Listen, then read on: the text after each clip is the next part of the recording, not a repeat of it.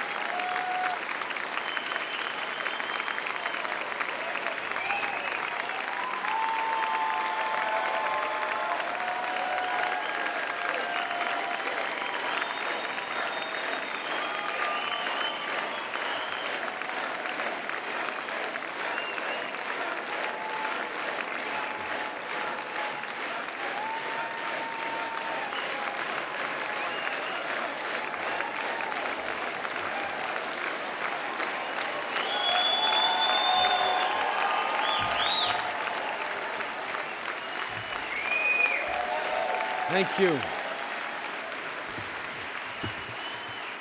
My friends, my fellow Liberals, what a great convention. Give yourselves a huge round of applause. Thank you. Thank you for your work. Thank you for your time. But mostly, thank you for your passion for this country.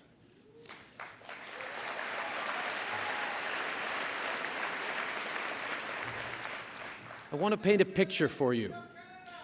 There's a young woman. Maybe her name is Natalie. She works hard, maybe in an office in Old Montreal, maybe in a shop along St. Catherine Street. She makes about $40,000 a year. That's about what her spouse makes too.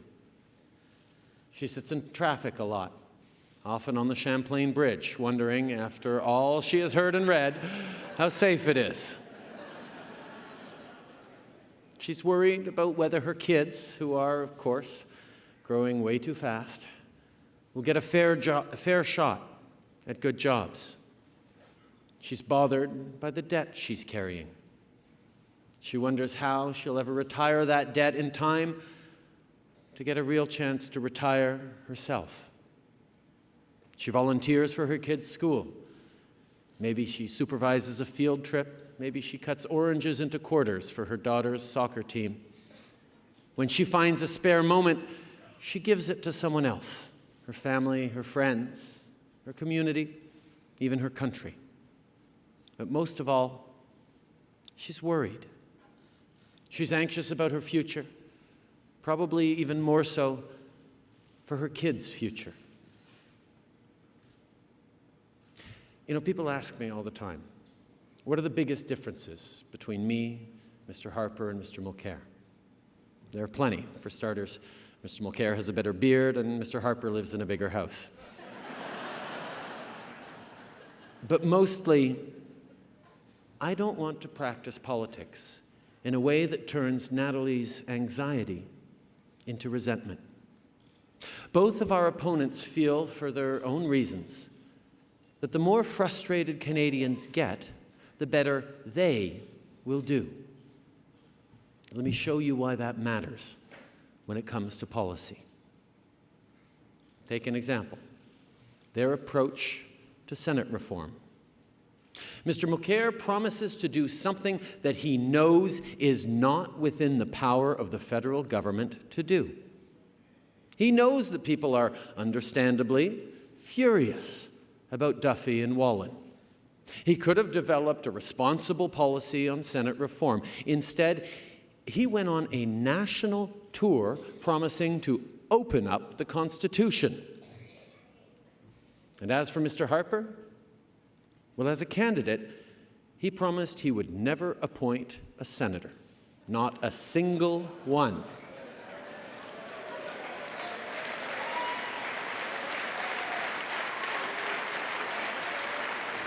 Well, as you all shown, after he got elected, he appointed 57 of them. And by the way, little parenthesis, anyone who put Pamela Wallen Mike Duffy and Pat Brazo in the Senate might want to be careful about making judgment a campaign issue.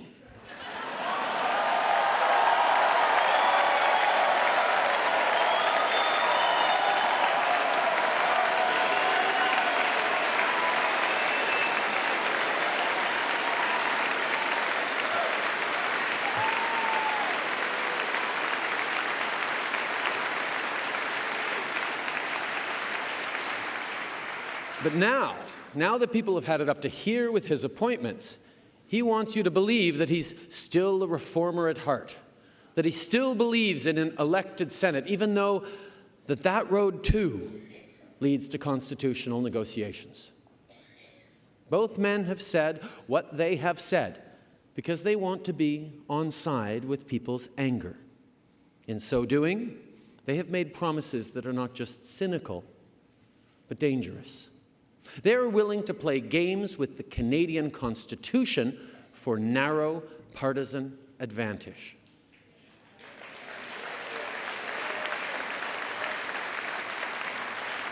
Now, Mike Duffy used to be worth a lot to Stephen Harper. These days, he seems to be worth a lot to Mr. Mulcair. But let me tell you one thing, my friends. For me, Mike Duffy is not worth another Meech Lake.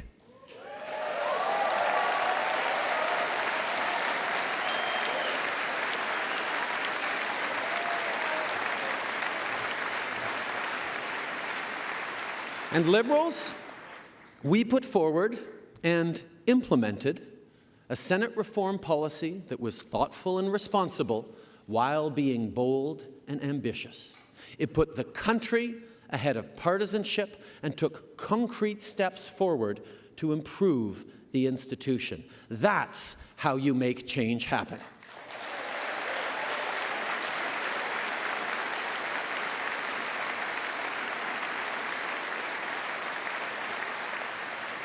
Anger might be good political strategy, but it makes for lousy government. Le problème avec M. Harper, c'est qu'il n'est pas vraiment intéressé à trouver des solutions. Ce qu'il cherche à faire, c'est d'exploiter des enjeux à des fins strictement partisanes.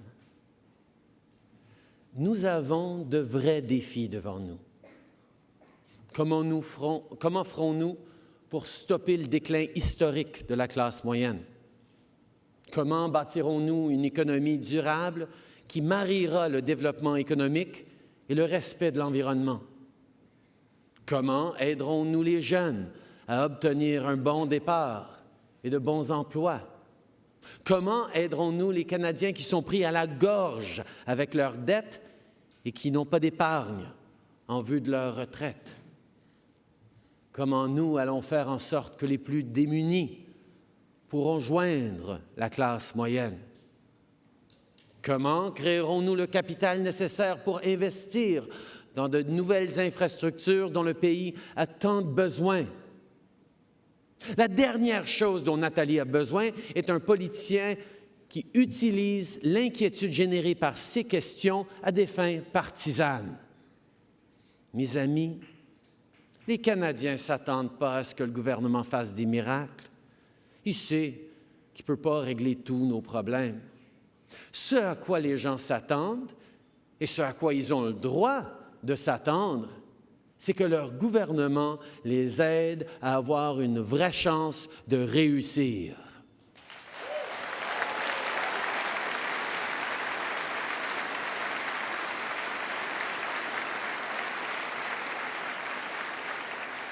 La chance d'avoir une éducation de qualité et un bon emploi.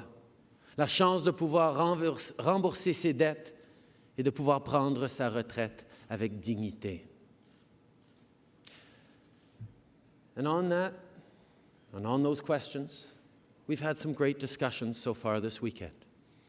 I want to speak to a few resolutions, but let me remind you first about my priorities.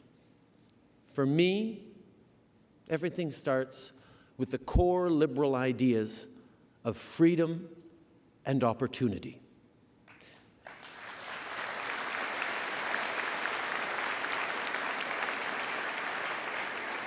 The idea that no matter where and to whom you were born, you start free and should have a fair shot at success. Upward mobility should be a realistic prospect for everyone. If you remain hardworking and forward-thinking, you should be able to build a better life for yourself and pass on even more opportunities to your kids. To me, a good economy is one that makes sure that every Canadian has a real and fair chance at success.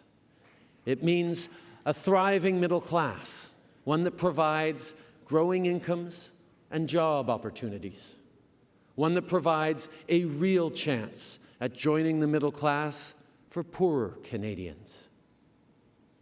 Productivity growth is important. Innovation is important. We want to make sure that the economy is diversified and resilient. But they are all means to an end. What we're after is an economy that provides well-paying, good jobs for as many Canadians as possible. That's what fairness looks like.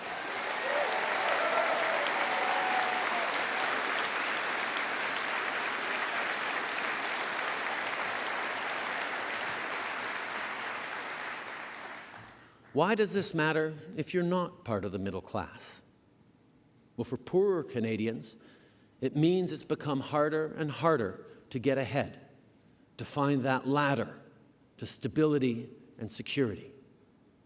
And to wealthier Canadians, I say this: the growth that we have seen over the past 3 decades has been the product of a broadly supported agenda. Investments in education, fiscal discipline, openness to trade, all of which the middle class voted for repeatedly. Well, here's the point. The original promise of that agenda was that everyone would share in the prosperity that it creates. It hasn't happened.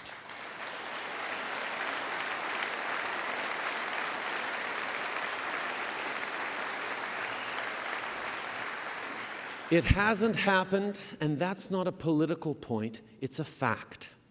And if we don't fix that, the middle class will stop supporting a growth agenda, and that will make us all poorer.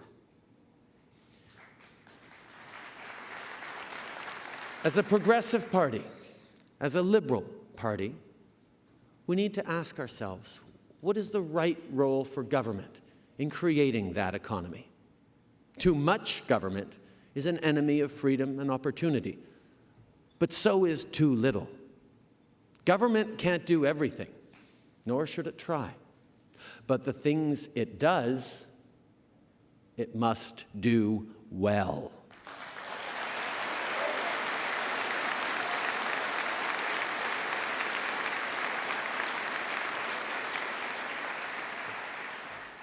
As Larry Summer reminded us on Thursday, fiscal discipline is important, but sustained growth is the only route to balanced budgets over the long term.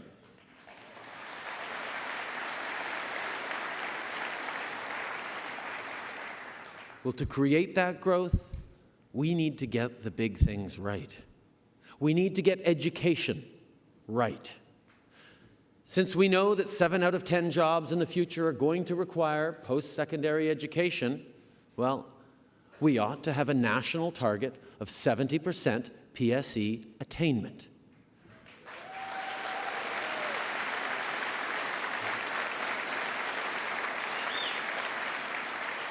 Now, I am a Quebec MP, and I'm well acquainted with Section 93 of the Constitution. I know education is a provincial responsibility, but there's a lot the federal government can and must do to support provincial policy.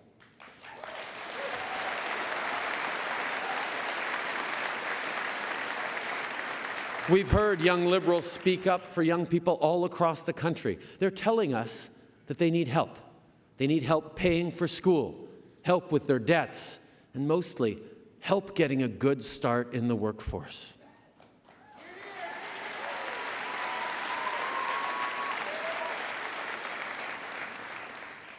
Nous avons une opportunité de bâtir un vrai partenariat avec les peuples autochtones. Au cours de cette génération, 600 000 Autochtones auront joint le marché du travail. Nous devons leur donner les outils pour réussir et de leur permettre de contribuer à la prospérité économique de leur pays.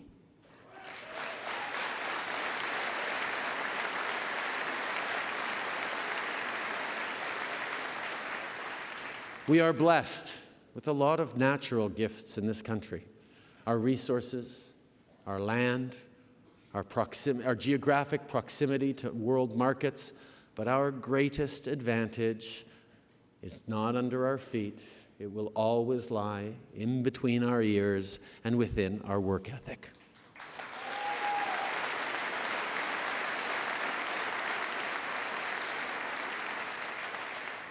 But beyond investing in people, governments also need to invest in the hard infrastructure that supports growth. That means traditional projects like transportation and water. But it also means meeting new challenges like climate change and the weather calamities that come with it.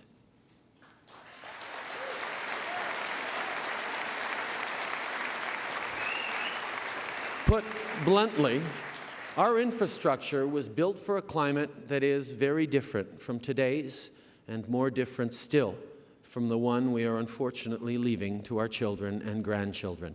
So we can either invest now and help them adapt or pass on a much too large bill to them.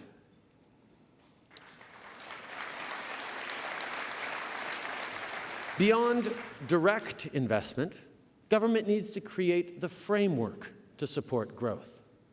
That means getting big things right, like trade. This is where you see the fault lines opening up, where the middle class is starting to withdraw support for a growth agenda. Trade has always been a paramount economic file in Canada. We need investment and open foreign markets to create jobs here, and we need imports from other countries to create affordable choices for Canadians.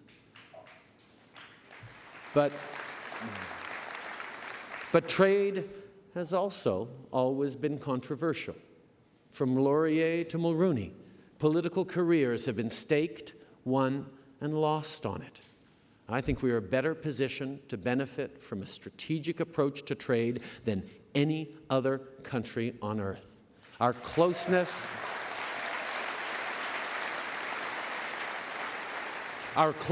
to the U.S., our ability to reach back to Europe and forward to Asia, our resource base and deep skills, there is no country in the world that wouldn't love to be in our place.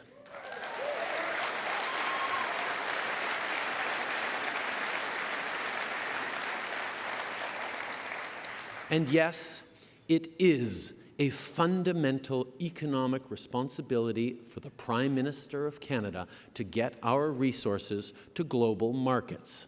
But more and more, the way to do that is with a robust environmental policy that gives assurances to our trading partners that those resources are being developed responsibly.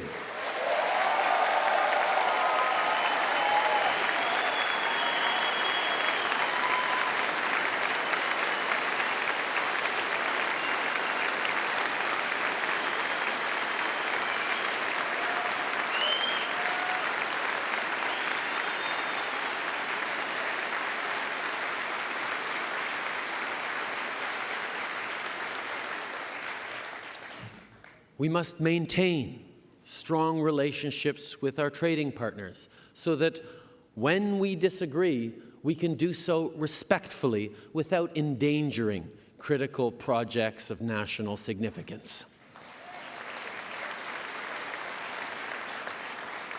We need to ensure that governments keep costs as low as possible, especially for middle-class households. The middle class is already having a hard time making ends meet and struggling with debt. Tax increases for them are not in the cards and not on the table.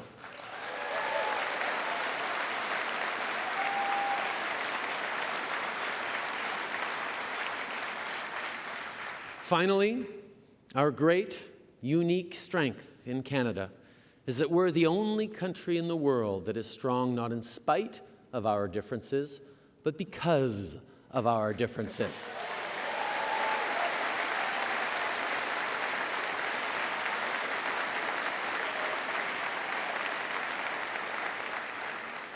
That's because of the far-sighted and open-hearted approach we have taken to immigration since Laurier.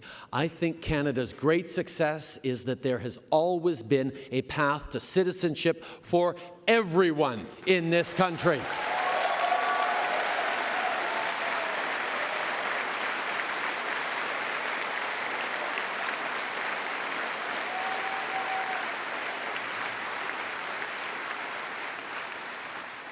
It's very dangerous for us to go down the road where we think about newcomers as workers rather than future Canadians.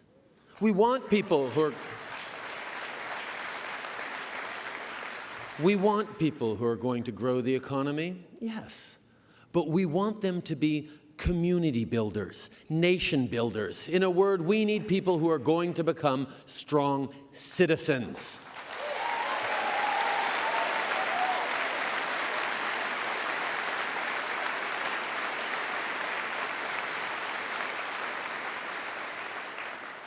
Now, beyond this core economic agenda, we Liberals will always be on the side of personal freedom.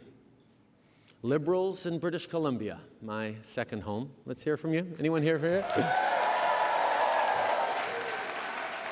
Are again challenging us to expand our idea of what it means to be a free citizen in a modern democracy. This time, they want us to reflect on giving terminally afflicted Canadians the choice to end their pain and suffering and plan their own death with dignity.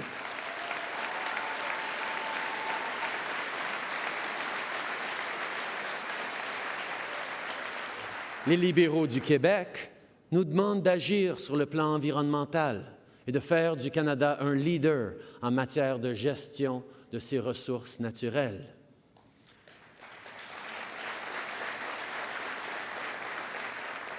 Au moment où nous réfléchissons et débattons de toutes ces idées et de toutes celles qui émaneront de cette convention, je veux que vous gardiez Nathalie en tête. Quand votre famille, vos amis vous demanderont pourquoi vous êtes libéral, dites-leur ceci. Je suis libéral parce que je crois que tous les Canadiens méritent une vraie chance de réussir.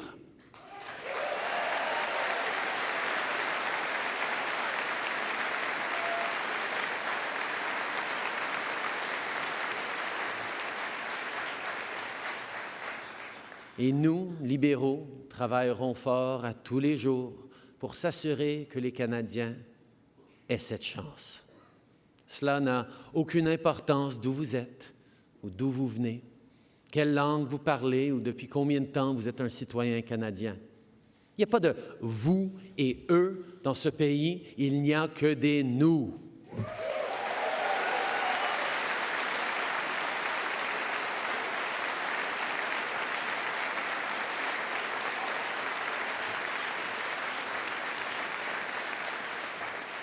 Et le temps est venu que ce « nous » soit reflété dans la façon dont nous gouvernons ce pays. Mes amis, la politique du pire nous mènera nulle part. Comme M. Harper, Mme Marois pratique une politique de la division. Nous, libéraux, avons un projet plus rassembleur à proposer aux Québécois et aux autres Canadiens. Les Québécois francophones veulent que l'on respecte leur langue et leur culture, absolument. Mais ils veulent aussi que tous les niveaux de gouvernement travaillent ensemble.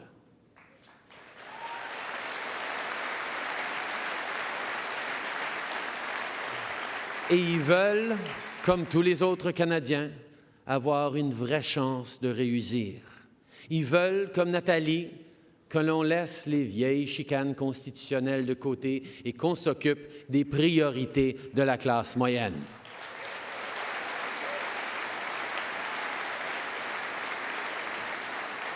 Mes amis, en 2015, les Québécois pourront choisir l'action plutôt que l'opposition.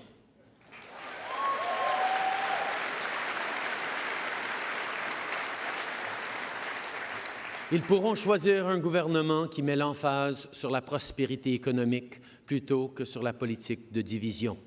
Ils pourront choisir un gouvernement qui fera tout ce qui est possible pour que tous les Canadiens aient une vraie chance de réussir. Les Québécois et tous les autres Canadiens ont bâti une société qui fait l'envie du monde pour la manière dont elle a réussi de faire diversité un atout et non un problème. Notre pays a été fondé sur une prémisse bien simple, que des gens de différentes origines, de différentes croyances, venus de partout dans le monde, puissent venir s'établir ici pour se donner à eux et à leurs enfants une qualité de vie que peu d'autres pays peuvent leur offrir. Et c'est le Canada qu'ils ont choisi et c'est le Canada qu'ils ont bâti.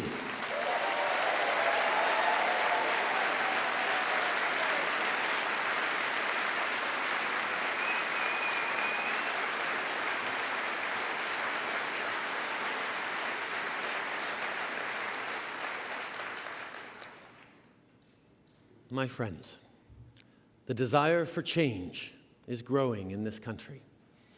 Many Canadians who voted Conservative last time are beginning to cast a weary eye on this government.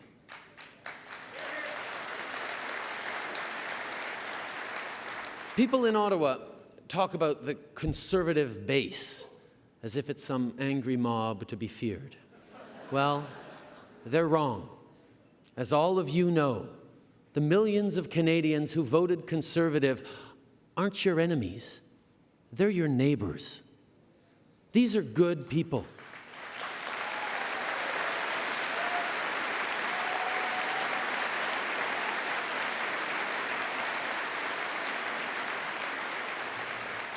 Good people who thought they were sending strong local voices to be their voice in Ottawa, but got nothing in return but Mr. Harper's voice in their communities.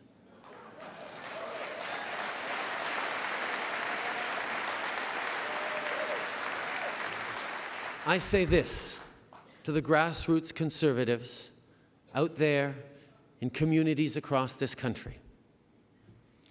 We might not agree all the time on everything. Indeed, we might disagree about a great many things. But I know we can always agree on this. Negativity cannot be this country's lifeblood.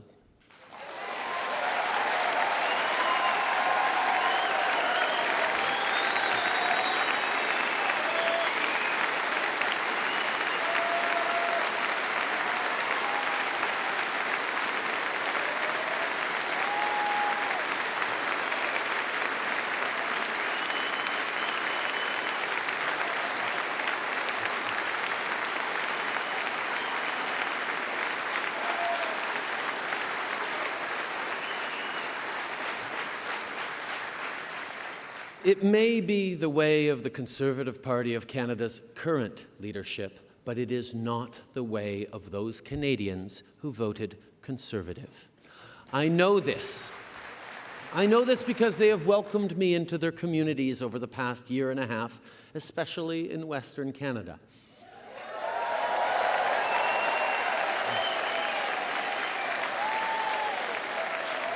At least, I assume many of them voted Conservative because in places like Okotoks and Kamloops, I'm pretty sure that more people showed up to hear me out than voted Liberal in the last election.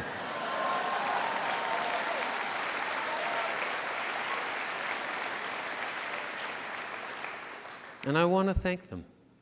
I want to thank them for their warmth, their hospitality, their openness, their interest.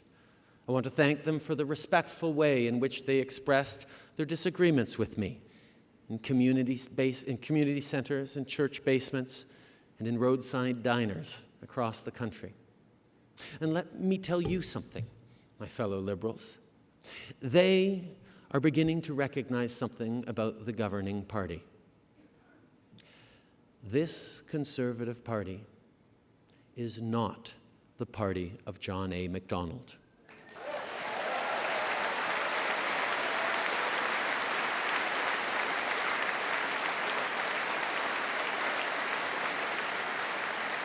It is the party of Stephen Harper. And here is the hard truth about Stephen Harper. I believe that as a young, idealistic reformer, he was a principled man. But over a decade as Prime Minister, he has abandoned all the principles he held dear.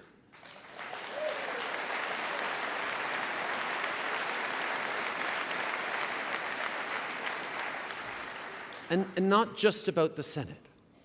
Mr. Harper's single biggest campaign promise in the last campaign, a solemn commitment, was income splitting.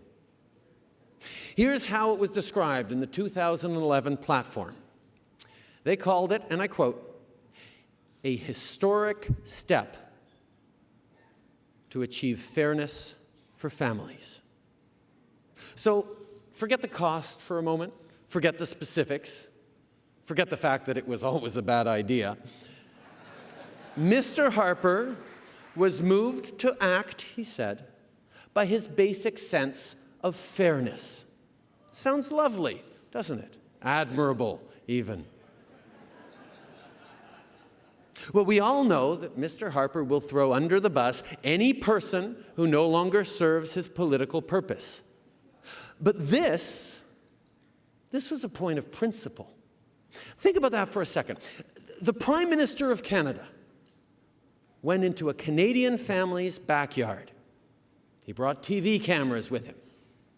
He looked straight into those cameras and told the nation that they were being treated unfairly, and if he was elected, he would right that wrong. That's what's so breathtaking. Not because he reversed a core policy or broke a key election commitment, though he did both those things. It's that last week, in full view of the nation, the Prime Minister threw his own idea of fairness under the bus.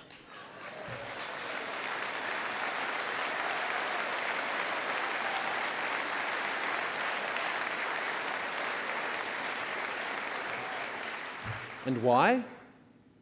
Because he thought it through and changed his mind? No. He did it for one reason and one reason only. He no longer thinks it'll help him get elected.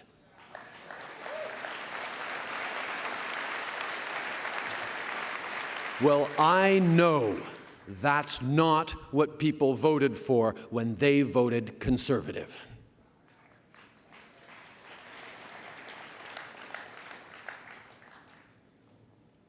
Alors, mes amis, préparons-nous. Préparons-nous à subir des attaques personnelles. Préparons-nous à ce que ces conservateurs fassent de la prochaine campagne la plus négative que ce pays ait connue. Je veux que vous soyez prêts à cela. Je sais que je le serai.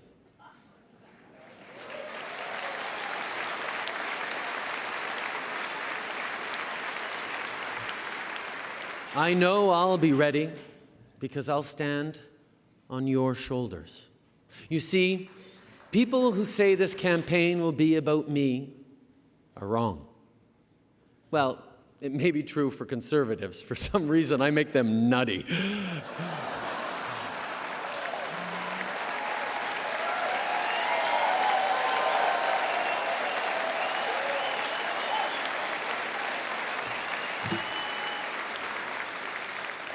Well, let them focus on me. We'll stay focused on Canadians.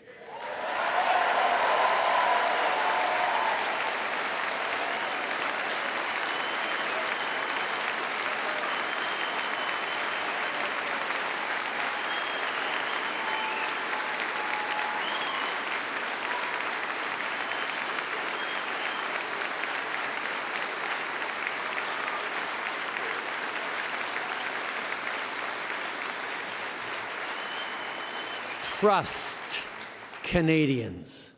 When we offer a plan for Canada focused on making sure everybody has a real and fair chance to succeed, they'll support it.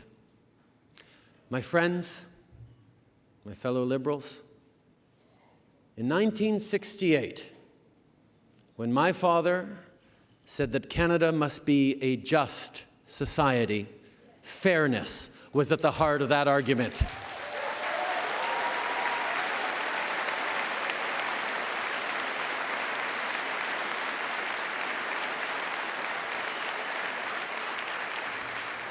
It was the idea that this place, so uniquely blessed with resources and opportunity, could write an entirely new chapter in the story of human progress.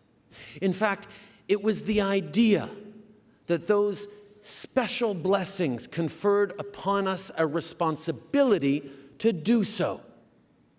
He devoted his entire life to the principle of the just society. He wrote about it, he thought about it, he promoted it every chance he got. Indeed, I suspect he might have named his firstborn son after it.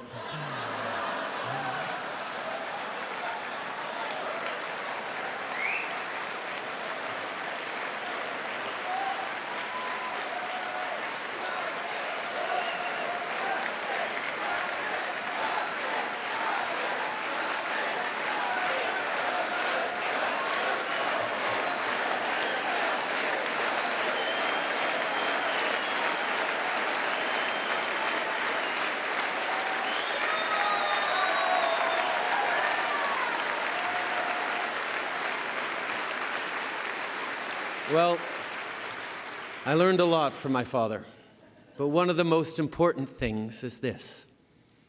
You can be willing to compromise on policy. You can be willing to compromise on politics. But when you start to compromise your principles, you're through.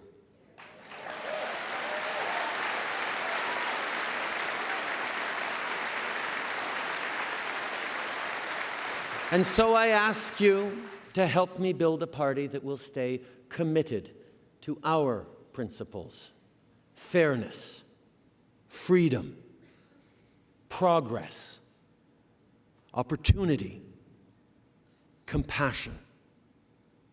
Let's devote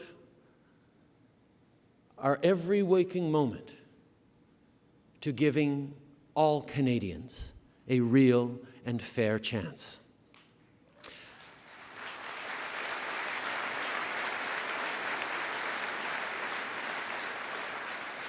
Ask yourselves, is Canada a fairer country than it was a decade ago? Are we a more prosperous country? Are we freer? Do more Canadians have more chances to succeed? Does Natalie have more confidence in her future? Does she believe she'll leave to her kids a better country than she inherited from her parents? You see, it's not my candidacy that frightens Mr. Harper and his party. It's that they know in their hearts that the answer to each of those questions is no. And more important, it's not just Liberals, but it's Canadians who know it too.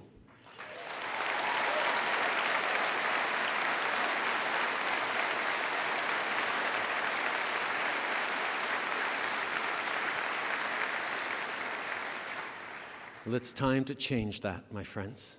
This is a great country. Its blessings are plentiful and growing.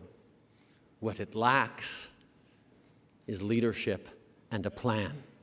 And together, we're going to give Canadians both those things. Together, we can make sure all Canadians have a real and fair chance at success. Stay hopeful, keep working hard, and let's be fearless in our desire to serve and build this great country.